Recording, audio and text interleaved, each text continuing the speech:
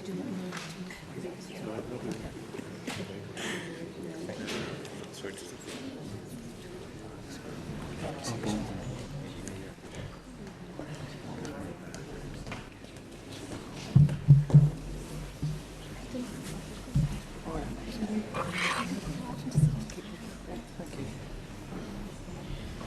Peter. Very welcome. Good to see you. Thank you.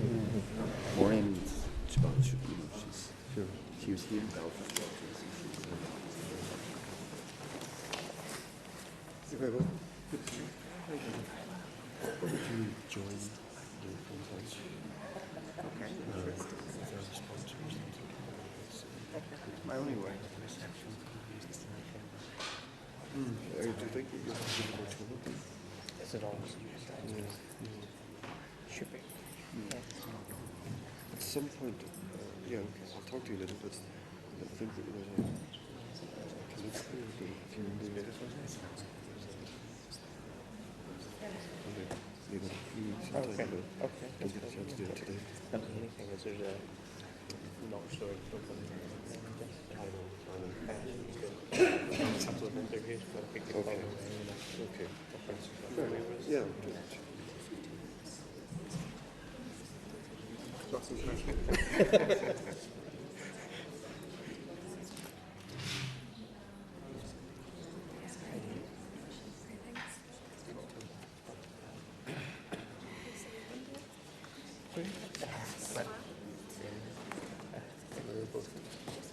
It's okay. It's just had some.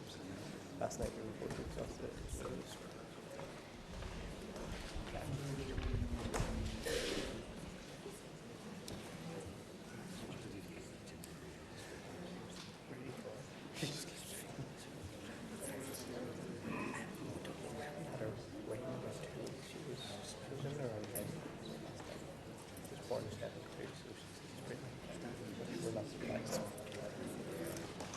Yeah.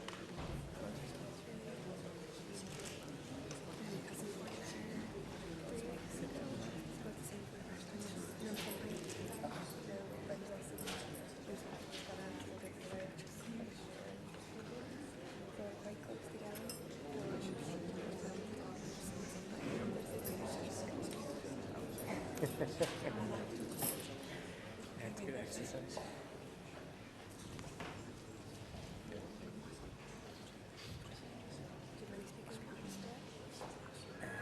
I've been in assembly class. You have no comments between any of the bits, but like say that sometimes you catch him and he's got it. So, see that.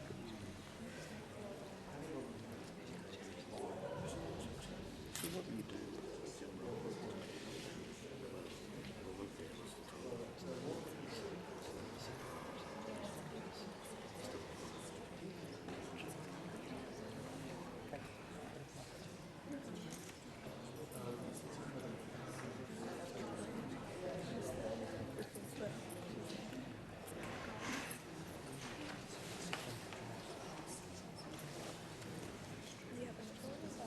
People. Yeah, it's definitely a lot harder.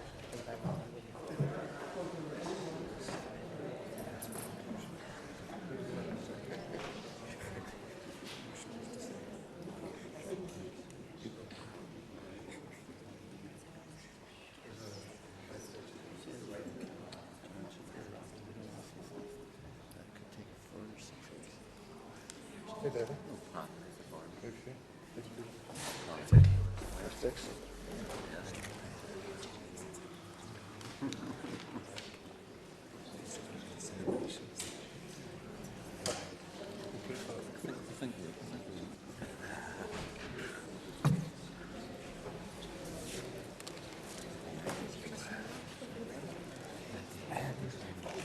Service to the Monday and Tuesday.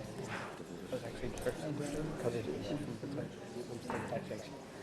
I was cursed those 2 days. It's so tough to catch up on. Still don't. Yeah, but I reckon they think you'll give me a good time to learn to do that. I go every time I'm taking a week off. I'd sort of 2 weeks off. Turn over and then 2 weeks off. I was usually their break sort of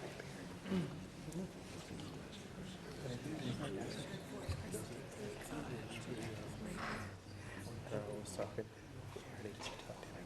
Doesn't really have the job, doesn't really lend yourself to some program thing like the big thing. It was like 3 days after she was born. Have to make it for her because she's she met at the bed off and she should stick to it.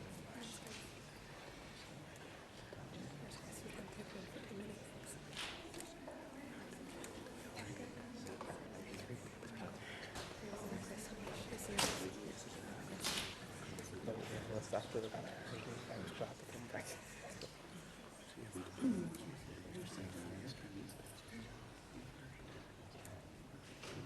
So many conversations you have about breast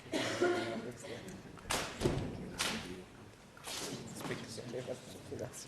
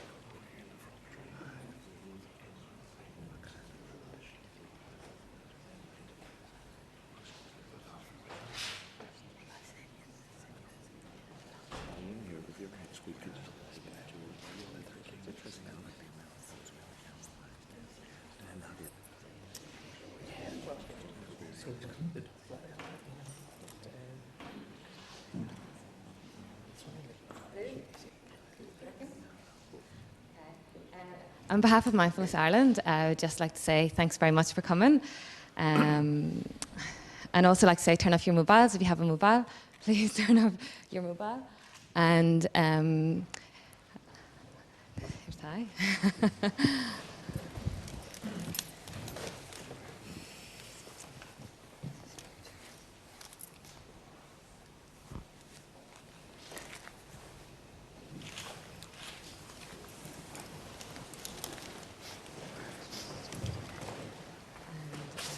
The other thing to say is there's a guest book that you can sign outside, and we're going to go straight from here to the walking meditation, just straight out the main door, down the front steps. And I'm going to hand you over to Connell. Good morning, everyone. I have the great privilege of welcoming you here on behalf of John McAllister and Anna Lowe, who isn't with us today but is represented. We were asked some months ago to sponsor this event, to provide this room so as this encounter could happen. And I must say, it's been one of the most exciting opportunities I think any of us have had to be able to transform this space into a place of meditation, into a place of reflection, into a place where we can begin to explore the true meaning of concepts that we still struggle and grapple with at a regional and national level in these islands. Concepts like reconciliation and the concept of true peace. We wouldn't be here, of course, without the support of Mindfulness Ireland. And can I just thank everyone for having had the foresight to bring us here and to create the opportunity for this event. And so it is a very great privilege to welcome the Venerable Thich, Nhat and his monastics from the Plum Village Meditation Practice Centre in France. I understand that this is the end of a week-long visit to Ireland, and I hope it ends on as positive a note as I understand from your friends and colleagues the rest of your visit has been. It is wonderful to be in the presence of living history. I don't know anyone else who knew Martin Luther King, who met Robert Kennedy, who had the opportunity to engage Secretary of State McNamara, who knew people like Fulbright, a name that resonates opportunity to our young scholars, and yet was an individual who Thai had the opportunity to engage with at a very formative period in his life during a terrible war in Vietnam, a war that I understand exiled you from your own homeland for a period of time, and during which you championed nonviolence, a value which is exceptionally important to me personally and to the party I represent in this assembly. It is also very special to us to have amongst us people who have been nominated for great prizes internationally, and we cherish the fact that our own peacemakers were awarded the Nobel Peace Prize, and to be amongst another nominee makes it important for us as Northern Irish politicians to be amongst someone who was nominated by Martin Luther King. For someone of my generation and someone of my tradition is a tremendous experience. But of course we're here today to hear from a master and to reflect on his words and on his teachings, and to be able, as I said in the beginning of my remarks, to be able to explore concepts like peace and reconciliation, to do so in a non-threatening way, but I hope in a deeply challenging way, in a way that will challenge us personally to think about ourselves, but also to think about this society, this region, our islands, and the type of future that I think we all understand must be possible for us to strive to. I've been given a lovely note, a biographical note, that tells me about the way you came to encounter those men who played an important part in our history in the United States, and why you encountered them, because Vietnam was descending into war, and how you felt it was your duty to advocate in the United States at that time in the mid-1960s against a war, and to let democracy and dialogue reign, to let peaceful interaction come through. But enough of the history. What I would really like to do is ask you all in joining me in welcoming Thai, and to ask him to share with us some reflections and some thoughts that will hopefully inspire us and guide us in our work as legislators, as leaders in society, as private citizens, and as Irish and British people, most of whom I suspect are deeply proud of this little region we call home. So thank you very much.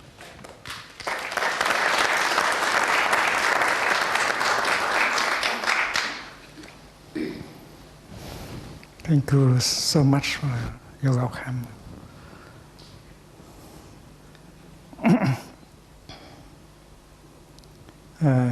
Distinguished members of the House, distinguished guests and friends,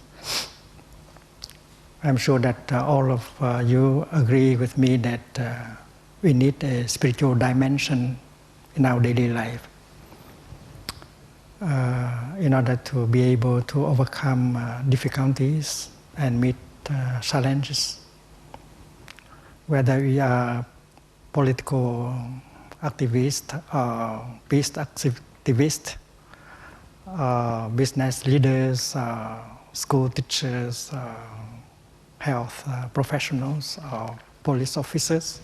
We need a spiritual dimension in our life.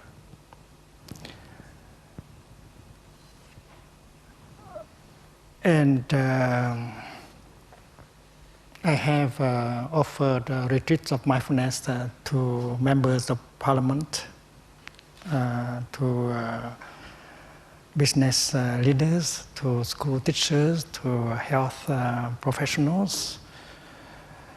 And we have found out that this practice of mindfulness can help people in the attempt to restore themselves, how to get the nourishment and healing that they need in order to continue. And I would like to share some of our experiences with you today. We need a spiritual practice in order to help us to take care of our body, of our feelings, and of our perceptions, emotions, so that we can respond with clarity and compassion and loving kindness. When we breathe in mindfully, when we focus our attention on our in-breath, on our breath, we can release the past, the future, our projects, and come in touch with our body again. And become freer just by one in-breath and out-breath made in mindfulness. When I bring my mind back to my body just by breathing in mindfully, suddenly I find new possibilities arise, and I feel that I have more freedom. There are many ways to respond to the same challenge. The practice of mindful breathing can help me connect to my body, help me to recognize, to remember that I have a body, which is a wonder. If we spend too much time with our computer, we may forget that we have a body. And we get alienated from our body, and that will be the cause of sickness and stress and so on. So it's very important to from time to time, to go back to ourselves and remember that we have a body. And if we can connect with our body, we can connect with the earth, Mother Earth, and connect with all the wonders of life that are refreshing and healing in us and around us. It's very important. It is a very simple practice, but it can help tremendously. When I go back to my body, I might notice that there is stress, there is tension and pain in my body. I may have allowed tension and pain to be accumulated a lot in my body. So when I go back to my body by the way of mindful breathing or mindful walking, I feel I need to help my body to release the tension. So by breathing out, smiling, I can allow the tension in my body to be released. And that I can do while I am in my office, or I sit in my car, or at any time of the day. I do not have to put aside some time for my spiritual practice. This kind of practice can be taken at any time of the day, whether you are brushing your teeth, or you are washing your dishes, or you are driving your car. To be mindful of what is going on, to be mindful of your in-breath and out-breath is always possible.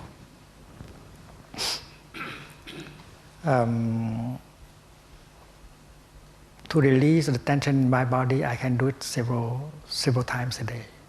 Many of our brothers and sisters in the community, they program a bell of mindfulness in their computer, and every quarter, an hour, they hear the bell of mindfulness, they stop working, stop thinking, and begin to breathe in and out, and release the tension and connect with their body and smile to the wonders of life that are available in the here and the now.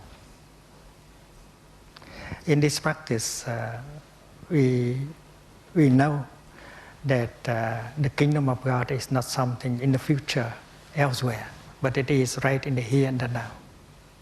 When I get in touch with a flower deeply, I know the flower belongs to the kingdom of God. And if I am in touch with the flower deeply, I am in touch with the kingdom of God. And in this practice, we notice that the kingdom is now or never. And we know that our body also belongs to the kingdom of God. And that is why breathing in, breathing out mindfully, we come home to the present moment, which is a place where life is available, because the past is already gone and the future is not yet there. Only the present moment has life and possess and contain all the wonders of life. That is why my practice of mindful breathing or mindful walking is to bring me home to the here and the now, so that I can be in touch with those events, those things that are healing, nourishing, that belong to the kingdom of God. And it is possible, I know that it is possible to live happily right in the here and the now. I do not have to wait until the future in order to start living. So generating the feeling of joy, generating the feeling of happiness is possible with the practice of mindful breathing and mindful walking. Many members of the Congress in America, they know the practice of mindful walking and breathing. We have offered 2 retreats of mindfulness in Capitol Hill. And there are those who say that from their office to the place where they cast their vote, they always practice walking, meditation, mindful of every step, enjoy every step, and allow their mind to stop thinking completely. And this can survive the hectic life by such practice, mindful breathing, mindful walking. We need a little bit of training in order to get used to the practice, and we can release the tension, get in touch with the wonders of life, getting the nourishment and healing at any time, thanks to this simple practice. And also, when we go home to ourselves, we have the opportunity to notice that there may be the painful feeling or a painful emotion. And the practice of mindful breathing, mindful walking can help us to recognize the pain, the sorrow, the fear, the anger in us. And help us to recognize it, help us to embrace it tenderly in order to bring a relief, to calm it down. It's like our body. When we are with our body, we can release the tension in our body and calm our body down. There is more peace in our body after a few minutes of practice. So the same thing is true with our painful feeling or our strong emotion. If we know how to generate the energy of mindfulness and peace by breathing mindfully, walking mindfully, we have that energy in order to recognize and embrace our pain, our sorrow, our fear, our anger, and get a relief after a few minutes.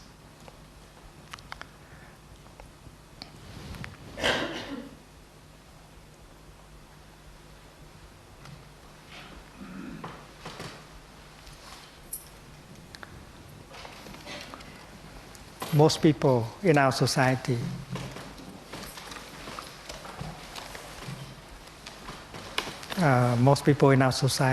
do not like to go back to themselves, because they are afraid that when they go back to themselves, they will have to encounter the block of pain and sorrow and fear and anger in them. Is not pleasant. And that is why most of us try to run away from ourselves, from our own suffering.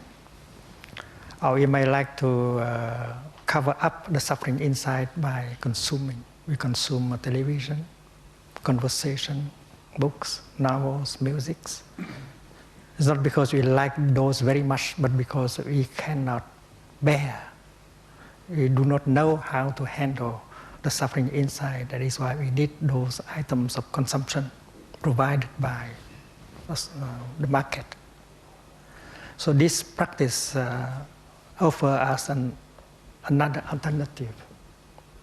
If you know how to breathe in mindfully or to walk mindfully, you may generate an energy of mindfulness and peace. And with that, you can go home to yourself without fear. And you have the capacity to recognize the pain, the sorrow, the fear, the anger, and embrace it tenderly. And after a few minutes of practice, you can get a relief. And there is more peace, more capacity to be in touch with the wonders of life that are available within and around us.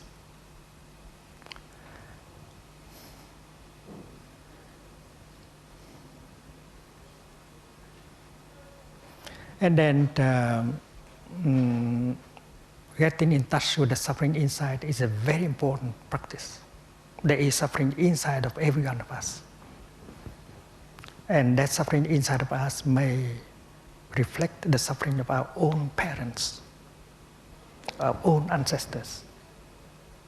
Our parents, our ancestors may have suffered a lot, but because many of them did not know how to handle, to transform, that is why they have transmitted to us their own suffering. And that is why sometimes we suffer and we don't know why we suffer like that. So it's very important to get in touch with suffering and to embrace it and to listen to it, to have a deep look into the nature of suffering in order to find out the cause, the roots of our own suffering. And our suffering also somehow reflects the suffering of the world. And that is why to understand our own suffering help us to understand the suffering of the other people much more easily. The other people in the other tradition of politics, religion, and so on. So understanding our own suffering is very, very important. And when we have the capacity to recognize, to go back to our suffering, recognize it, embrace it tenderly, we have a chance to understand our own suffering. And from that understanding of suffering arises compassion. The energy of compassion born from understanding suffering has the power to heal, to transform. And we feel much better after having produced the energy of compassion in us. And when we are lighter, when we suffer less, and we look at the other person or the other group of person, we can easily identify the suffering.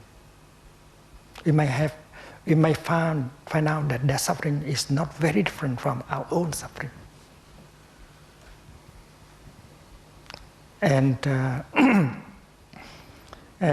we have not understood their suffering because we have not understood our own suffering.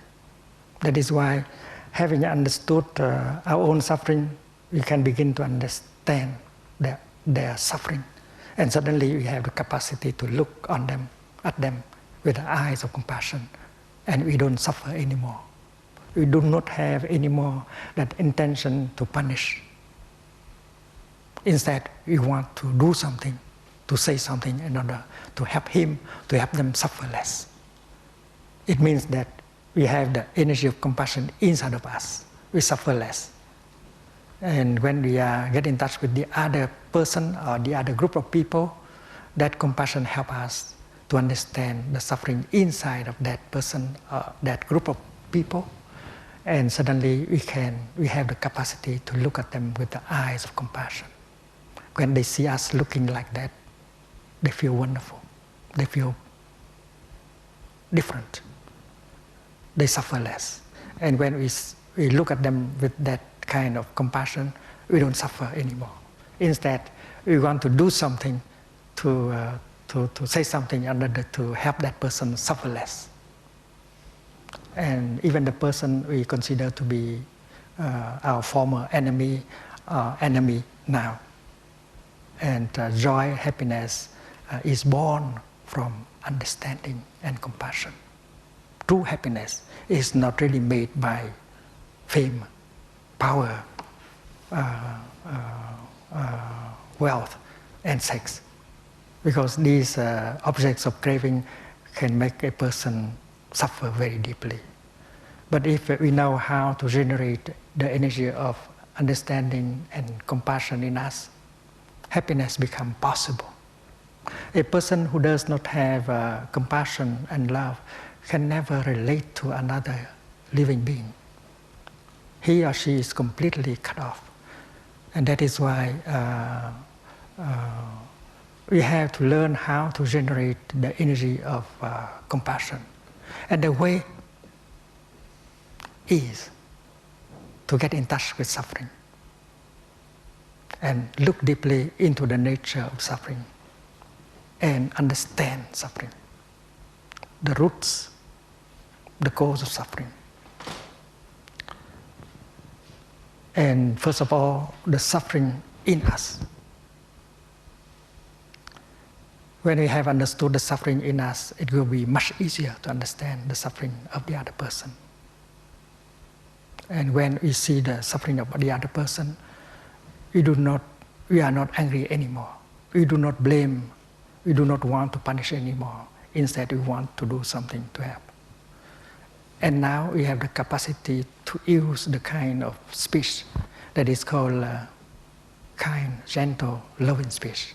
We can say something like this: "My dear one, I know that you have suffered a lot during the last many years." We can tell our partner, our husband, our wife, our son, our daughter. We may tell our colleague. We may tell the people on the other side. And using that kind of speech, called loving speech, once compassion is already a reality in us. Dear one, we know that you have suffered a lot in the past. I have not been able to help you to suffer less. Instead, I have made the situation worse. It's not my intention to make you suffer, dear one. It's because I have not seen your suffering.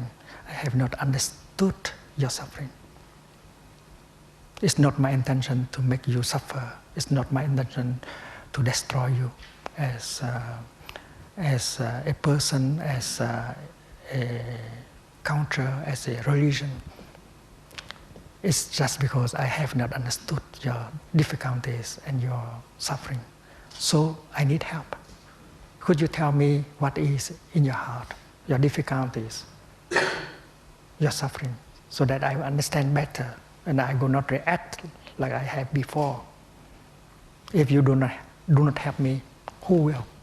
So that is the kind of speech that we can use when there is compassion in our heart, and that will change the whole situation. The other person will open his heart and her heart and tell you the truth. And then you have a chance to practice compassionate listening. Compassionate listening is a kind of practice that has the power to heal yourself and heal the other person.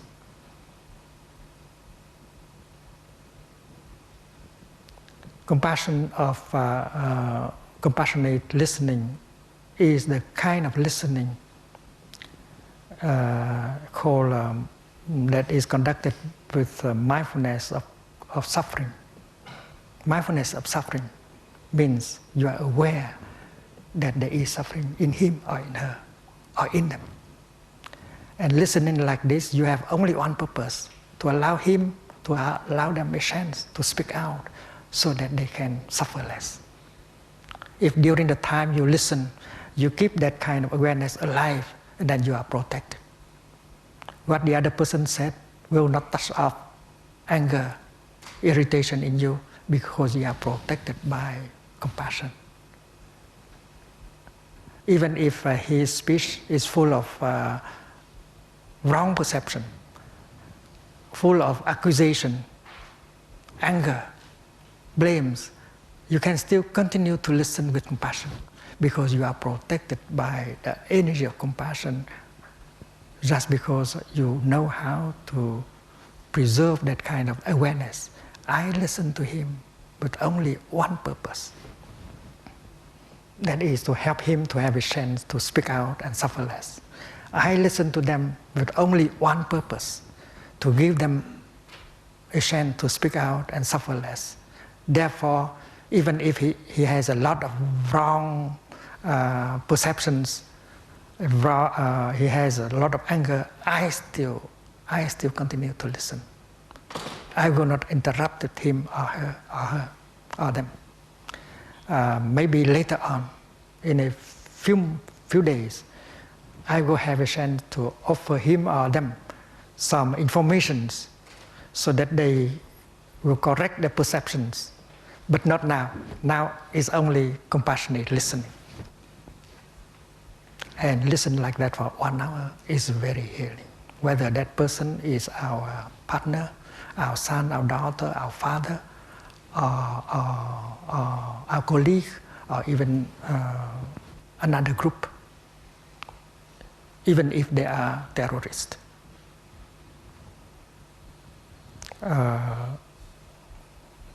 When the event of September 11 happened, I was in America.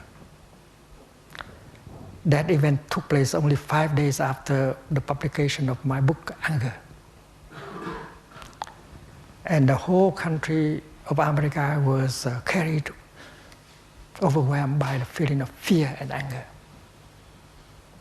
And I think acting on the basis of fear and anger is very dangerous. I was scheduled to speak in Berkeley for 4,000 people.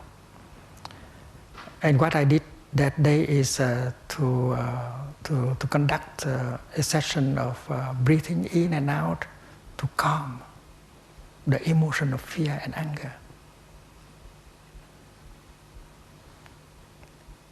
And then I propose that we have to keep our calm and start that kind of deep listening. I propose this. I propose that America will organize sessions of deep listening. And they can address the people they think to be the enemies and say something like this. Dear people over there, you have done such an awful thing to us. You must be very angry. You must have been very angry. You must have been you must have suffered a lot to have done such a thing to us. We do not know why you have done such a thing to us. Have we done anything to make you that angry?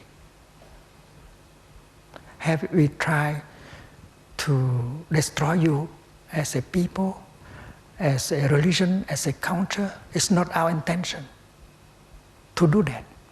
Maybe we have done something.